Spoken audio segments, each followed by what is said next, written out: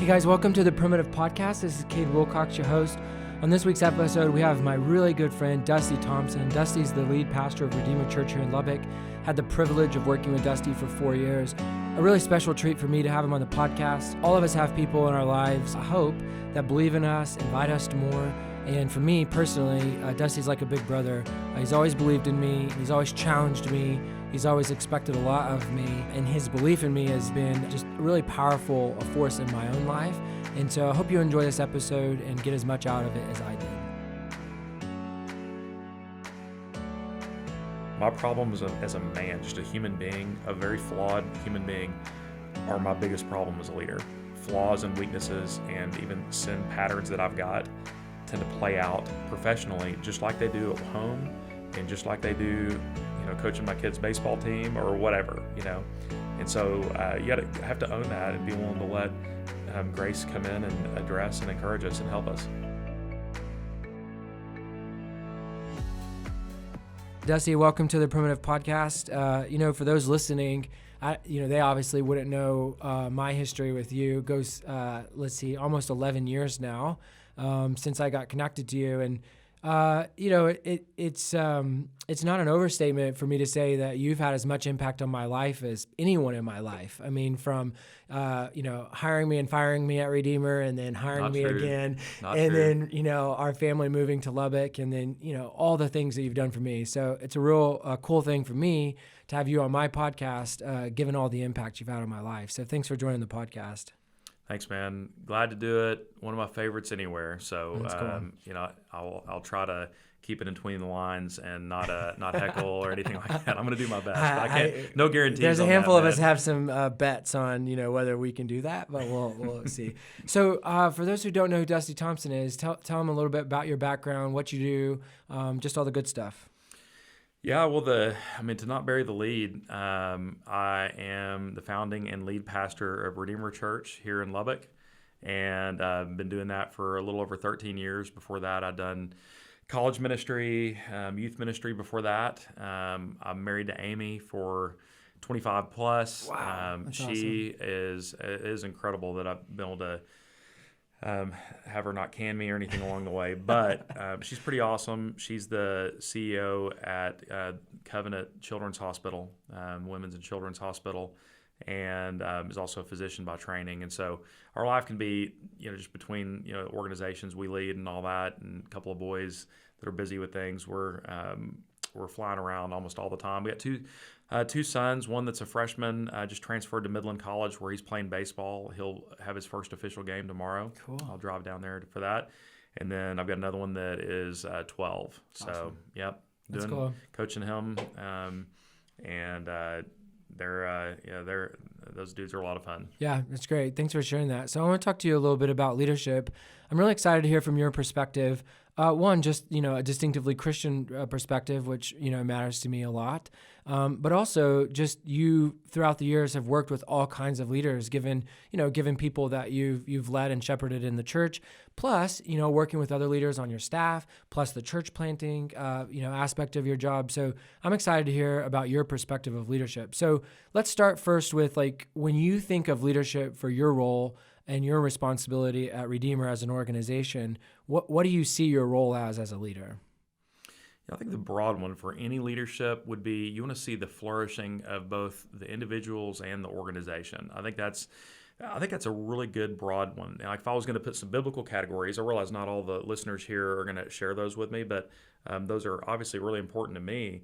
But when I look at in the Bible for what it means to lead things, like even at the very beginning of the Bible, Adam and Eve were, they're supposed to cultivate the land, that they needed to make that garden work and to make it as fruitful literally as they could. And when I see other calls for leadership, both in the home, the church, work, that's what I see in the scripture. And so it seems like that if you can keep your eye on that ball, that it keeps you from doing other dumb things, like either doubling down on an authoritarian type thing and think that what leadership is me getting my way and telling people what to do.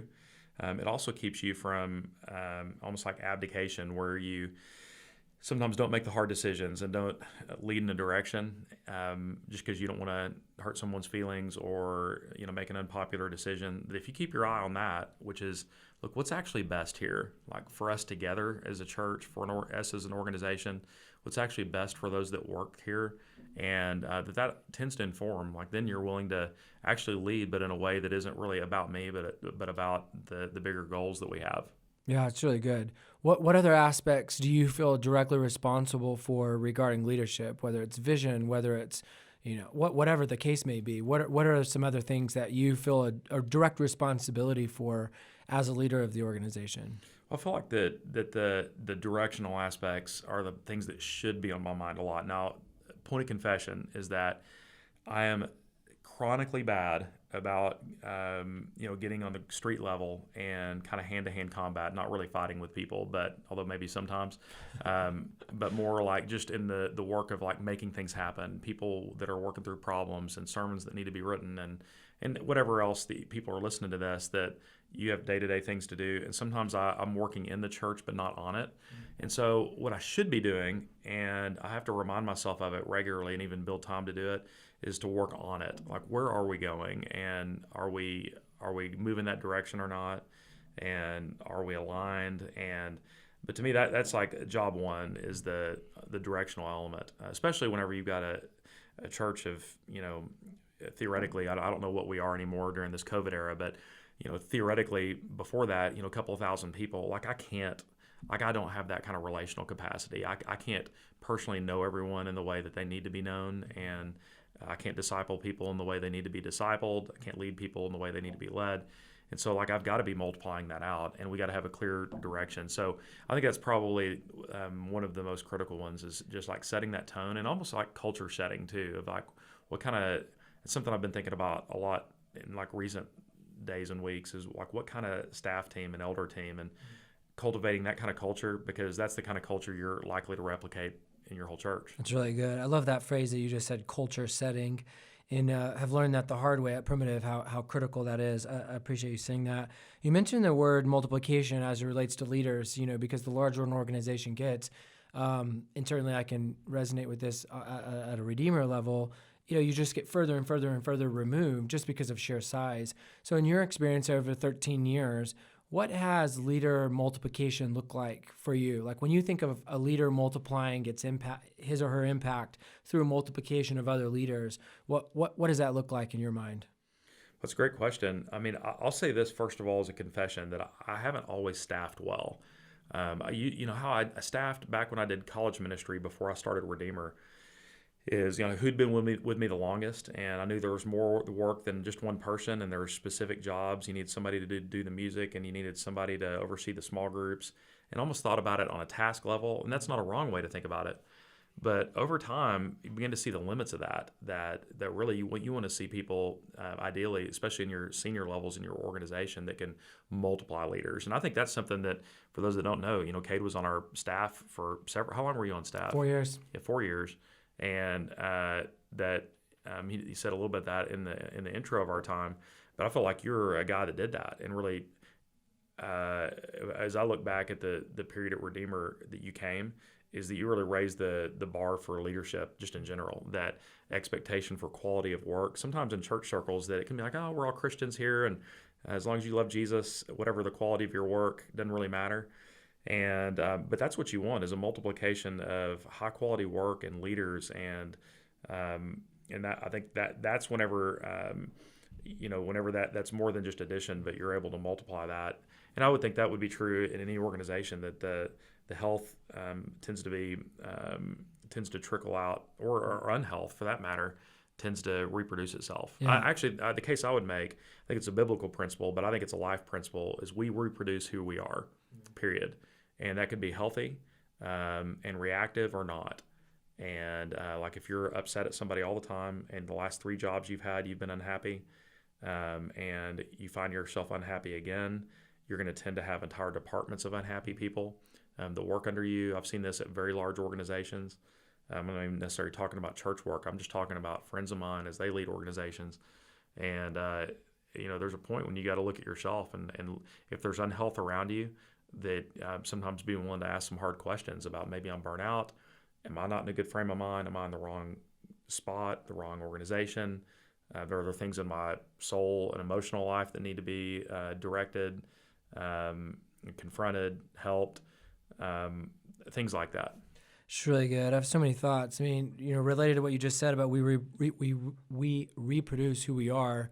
That's a really powerful statement. And what we try to talk about a lot around here is like, first of all, we care about the whole person. So our culture is made up of a bunch of individuals. And if it is made up of a bunch of individuals, the healthier each of those individuals are holistically, not just work, but all of their areas of life, the better our culture is going to be. Well, the same is true of leadership, reproduction. Like if I'm not my healthiest self, how is Jess and Annie and Tim and others going to be healthy? So it's a really, really powerful statement. I like how you said that. Something you said on multiplication that was interesting is I've always thought about leadership multiplication, like, reading a John Maxwell book together and then having, once a week you get coffee and you talk about leadership and, you're all, trying to get pumped up about leadership and then you're reproducing leaders, you know what I mean? And I'm not saying I'm not necessarily saying that's a bad methodology, but something you said about my time at Redeemer, and I would have never thought of it this way, is that leaders can reproduce other leaders by two things: expectation, modeling for people what leadership looks like, but then also an invitation. I don't know that I ever tried at Redeemer to intentionally try to reproduce leaders, but I love inviting people to think bigger, do bigger, dream bigger, be bigger, be better, you know what I mean? And so that idea of invitation is pretty powerful around multiplication. Something I've admired about you really since I met you and got to watch you model for 4 years is learning from failure. We could probably fill a whole podcast between the two of us of, just decisions we've made, that just didn't pan out. And something I really admire about you is your willingness to admit that and learn from it and adjust accordingly. So how have you found yourself, intentionally learning from failure? How do you treat failure? So it's a great question, and it's just so part of the job. It's so part of life, really, that you're just, especially if you're attempting some things and you're trying, even the organizational level, like you're trying some tricks almost. It's like you're at a skate park and you're like, hey, I'm going to try to jump up on this rail. Let's see what happens, and some of those times it doesn't turn out real good. And so sometimes I'd put them almost in two different classes, even though I think that there's probably the same starting point for each. So if it's just, we set a goal and we tried and we all put out a lot of effort and we just didn't get there. I didn't get there, whatever the case would be, is I think you start off just kind of acknowledging what happened, that, we didn't quite get there. But I think there's a certain level of when you set an organizational goal and you went after it, I think to me, that's where you try to almost be clinical about it. Is you do a postmortem, you figure out, okay, what worked there? What didn't work? Like, why didn't we get there? Were we unrealistic in the goal we set? Was this more of like an aspirational goal of something we wanted to get to, but wasn't really realistic? Wasn't something we should be doing? Did we have a problem in our process? And I think that a leader should always be willing to tackle some of those hard questions. But the trick is you've got to kind of get yourself out of that, other than what you might have contributed to not accomplishing the goal, and be willing to almost lead by example and owning what you can, but not taking that personally. And I think that's really hard sometimes, is feeling like an organizational failure means that you're a failure as a human being, and that you've lost value, and that people may not want you around, and almost feeling a need to cover for yourself. I've seen that so much over my years, where it's so hard just to admit, I messed that deal up. I didn't follow it through like I should have. And we didn't, and maybe we were the problem on why we didn't reach a goal. And being willing to own that and kind of take yourself out of it and be accountable. Now, the other kind of failure, though, is of a more personal level. Like like a biblical category would be something like a sinful mistake, where I've done something that's actually wrong. Not just that I set a goal and I didn't get it, even though I tried. That's not sin, But sin is, where we did somebody wrong. We weren't straightforward and honest. We said one thing, we did another. Whatever the case would that be, and that's also going to happen for every human being. And for that, I actually has the same first step, which is just to own that and acknowledge it. But then I think it has a different second step because it was a moral thing and it was against God, against others. Is I think at that point you own it, but then even turn from it and receive grace from the Lord on it. I think that's something that's so beautiful about what Jesus came to do through his death and resurrection is he actually came to give grace for people that mess up, be it a leader or not. I've tended to find that since we tend to reproduce who we are, my problems as a man, and this likely will come up here in a minute as we continue this conversation, my problems as a man, just a human being, a very flawed human being, are my biggest problem as a leader. That I flaws and weaknesses and even sin patterns that I've got tend to play out professionally just like they do at home and just like they do, coaching my kids' baseball team or whatever, And so you have to own that and be willing to let grace come in and address and encourage us and help us. That's really powerful, and I think it's a really good explanation or a really good unpacking of why we try so hard at this organization to care about the whole person, because you just said like your sins, your transgressions in your personal life are going to reflect itself in your leadership because you are one person. You can't separate the two, and I think it's a really helpful way to understand like why that's true. Like, I am at home who I am here, and I am here who I am at home because I can't separate those two things. Impossible to. Yeah, and I personally think it's really freeing, when instead of trying to live, dual lives, you're just committed to being one healthy person, and it impacts positively every area of your life. I really appreciate the way you couched that. I think it's real. That's how it works. That's really good. Thanks for sharing all that. How do you approach your own growth as a leader? When you have, you have a busy family life, your wife has a demanding job, you have a large organization and a large church to oversee, and you got all kinds of moving parts. Like, what have been your go-to methods, perhaps, in terms of really nurturing and caring about your own leadership and your own personal growth? I'll tell you, the best thing I've done in a long time is something that I didn't even know I was getting into about this time last year.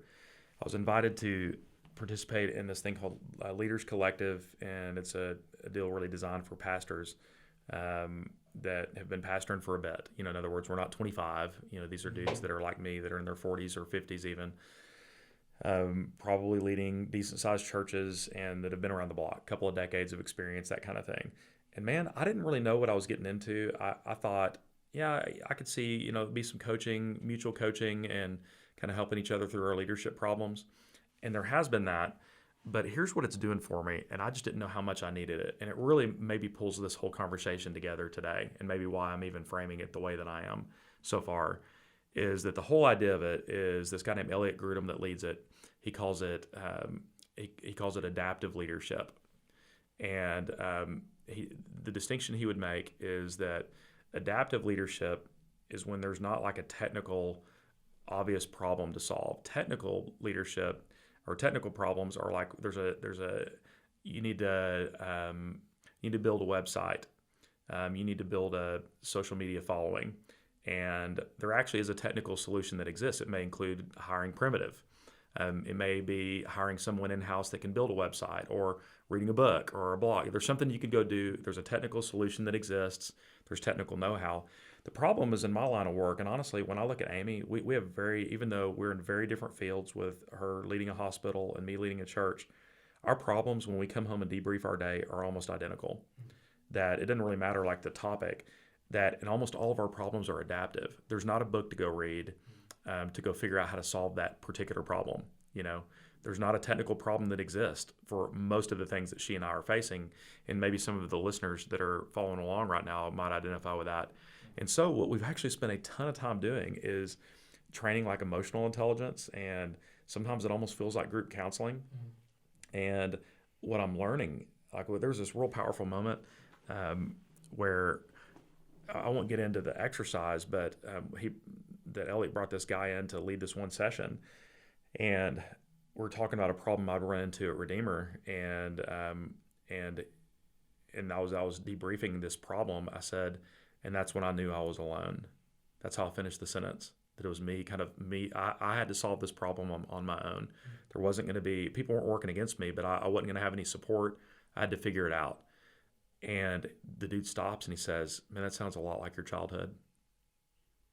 And I just sat there. I didn't even know what to say, because I realized that that's exactly my default, is when things feel painful, if there's pressure, if there's a problem that is getting complicated, the thing I know how to do, and I'm really social, I like to be around people, but I know how to kind of retreat into my own little world and attack that problem on my own.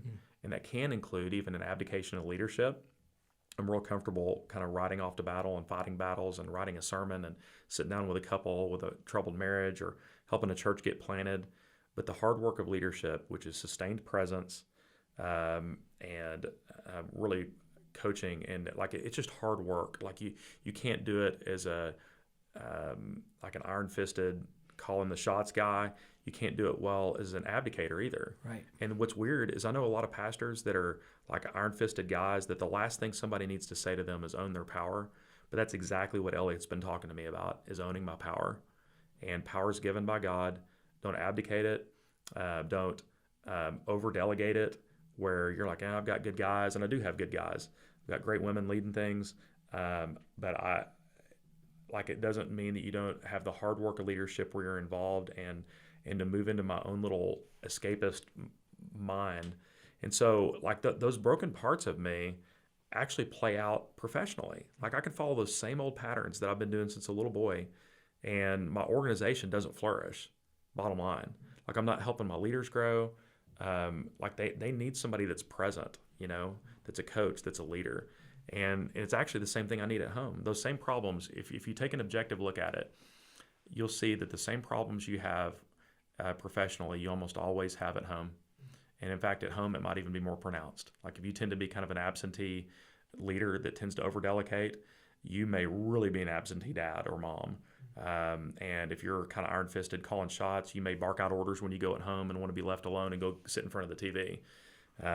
It is interesting, but that's probably an area that I'm growing in more than anything else, is that if I want to be the best leader I can, then I really need to do the hard work, like soul work, emotional work on my own health and the ability to tackle those things, because most problems are adaptive, which means I bring myself into them.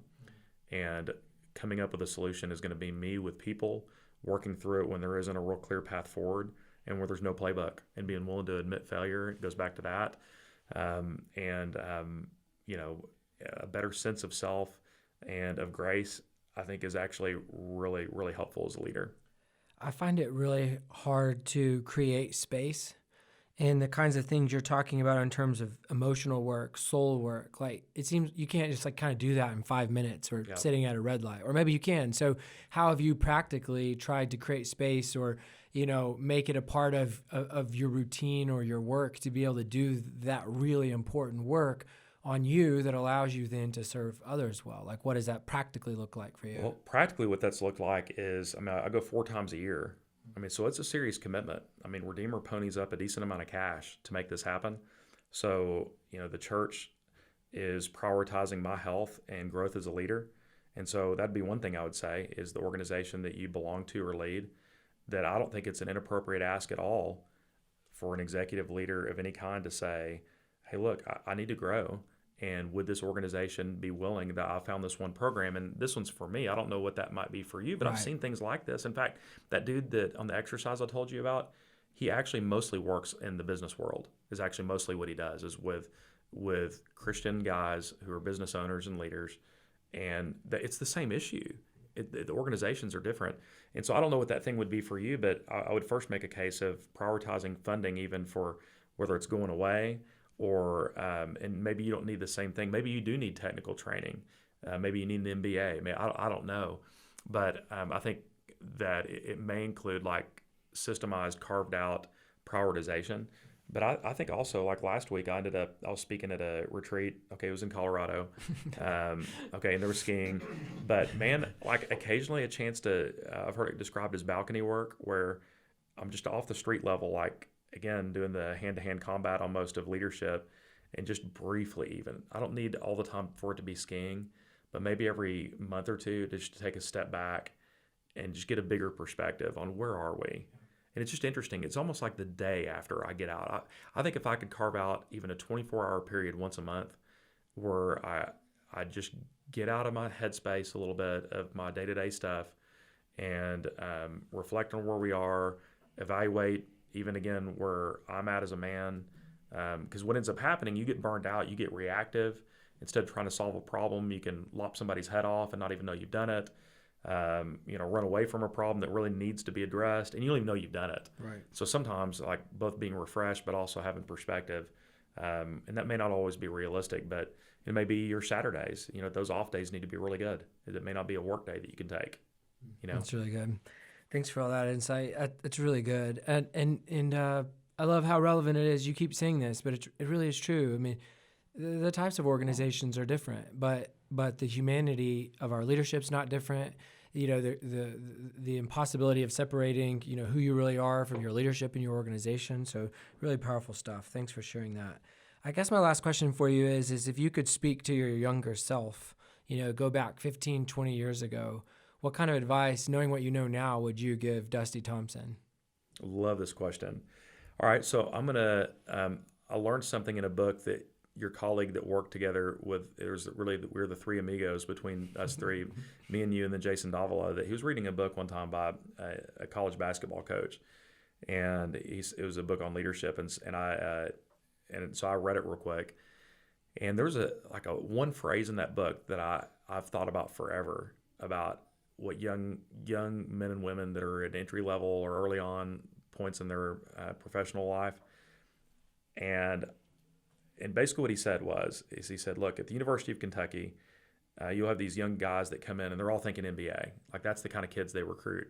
I guess our Red Raiders are finally getting around in that same level too, which is fun. But you have these kids come in and they're freshmen and maybe they're not getting the minutes or the shots they want. And they'll come up in a panic to the coach and be wondering, hey, well, if I'm not getting more shots and more looks, I'm not going to get the points. I'm not going to get drafted high. And if I don't get more minutes. And what he'll tell them is he'll say, hey, look, you helping this team win is how it is that you're going to get noticed in the NBA. And there's nothing you can do that helps us lose that will help you get to the NBA. Like it just so happens that you helping the team that you're on right now in this minute win is exactly the means by which you get ready for the NBA. And I think that's the thing, especially as I have a ton of young staffers, a bunch. I mean, probably 2/3 of our staff, it's their first or second job they've had of any kind. And they're just immature. And a lot of them are really ambitious, which is cool. I love that drive. But they're kind of wondering why they're not running the church at 26, you know what I mean? And or they're getting real, I need to go plant a church, or I need to, whatever it is. And I've used that line a lot of, hey, look, it's great. Let's talk about those aspirations. But man, you helping Redeemer win right now is the best thing you can do to being a lead pastor someday or being a church planter. And I think that works everywhere. And my wife runs into that all the time with young aspiring leaders is they're thinking like 2 and 3 steps ahead. Look, man, just do a really good job right now with what's in front of you. And what you'll find is all those future opportunities really work themselves out. They really do. Is that, I don't know about you, but when I find a young leader, they don't have to be young, but how about this, maybe a new employee that's got some grind. That's something that I immediately saw about you is you had that gas pedal. I love finding people that I have to install a brake pedal. I don't know how to install a gas pedal. Like I just haven't been able to do that with people. But somebody that's got a lot of drive and they're really succeeding, that I usually try to find a way to create room for them at Redeemer. And I bet you do too. When you see that employee, it doesn't take long. And if it's not there, you'll have one of your clients that'll be like, oh my goodness, I could sure use her to come run this whole thing. I'm sure you've lost, and you haven't told me that, but I'm sure you've lost some great employees to clients. Yeah, we have. Yeah, and that's great. And what a win for them that they've done such a good job for you and for that client that somebody wanted them to come work permanently with them. And so go be really, really good at the thing right in front of you. And one of the saddest things I've observed is when someone is asking for more and more responsibility and they don't even know that their area is going bad. And that ends up being kind of a bad look later when you come in, oh, it is. And you're like, hey, actually, I just found this out while you're asking for more responsibility. So yeah, take care of your own house, man. And if you do that, start with that small thing, and then I promise you opportunities will come your way. Yeah, that's good. Thanks for joining the podcast. Thanks for, really, it's a really powerful thing when someone, believes in you. And when they acknowledge things in you, they invite you to be great, and then they believe that you're capable of that. And from the moment I called you out of nowhere because I wanted to plant a church in Flagstaff, you've invited me, into greatness. And I just can't tell you how grateful I am and how much of an impact it's made on my life. So thanks for joining the podcast. And more than that, thanks for being a good friend. Thanks, dude. Well, it's been fun to watch you just bloom, this whole business grow like a flower. That really proud of you, and going from those days of small school basketball stardom all the way here. Yep, I had to work in it a little bit. I'm glad you Kate, did. if you didn't know this, Kate was like basically Jimmy Chitwood from Hoosiers, if you've seen the movie. And he isn't shy about letting you know. So, It's not but true. I love you, man. You talk about it way more than I do. Okay, baby. Thanks, man.